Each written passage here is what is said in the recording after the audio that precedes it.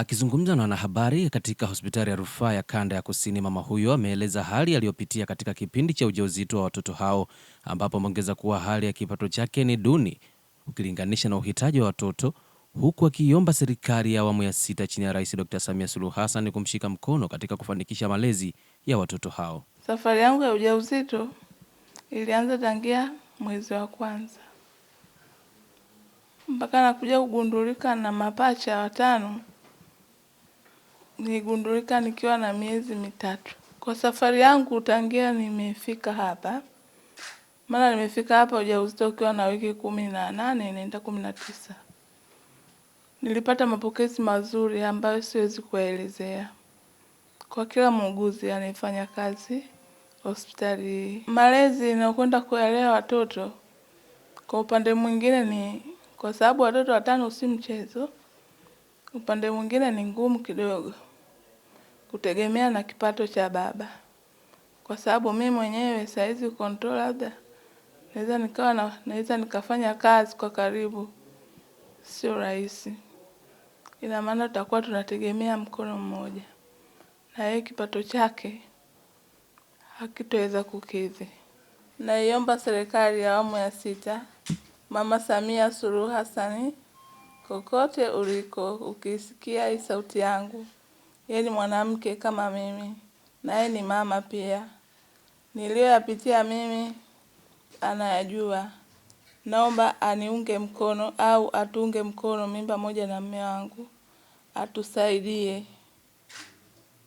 ili mradi hawa watoto tuwalee kwenye mazingira mazuri. Naye baba mzazi wa watoto hao ameeleza kupokea kwa furaha ujio wa watoto hao licha ya kuwa na uchumi mdogo, huku akiomba wananchi watakaoguswa na jambo hilo kumuunga mkono, hasa kwa kuongeza mtaji katika shughuli anazofanya ili kuongeza kipato kitakachowezesha kuitunza familia yake. Kama baba nimepokea kwa furaha, kwa sababu hakuna mtu ambaye atakataa kizazi chake, bali nimepokea kwa furaha sana.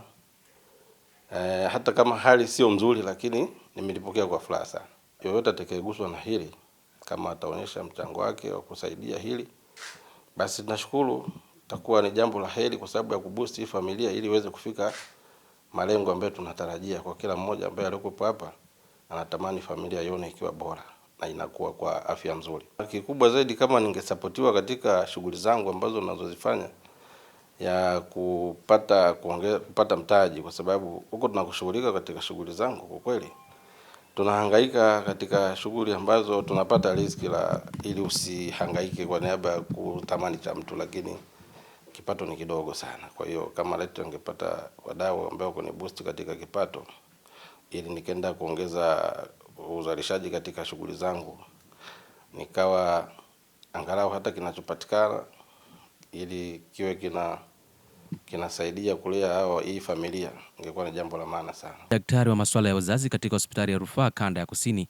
amethibitisha kutokea kwa tukio hilo, huku akiongeza kuwa uongozi wa hospitali hiyo ulichukua hatua kwa kumchukua mama huyo na kumhamishia katika hospitali hiyo kwa ajili ya uangalizi zaidi.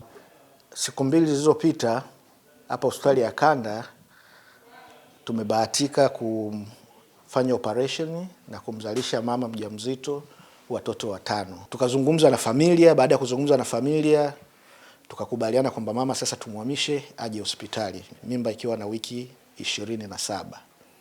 Tukafanya arrangement zote. Siku ya pili tukaenda kumfuata, tukamleta hospitali. Kwa hiyo kutangia hapo amekaa hospitali sasa hizi yapata wiki ya 5.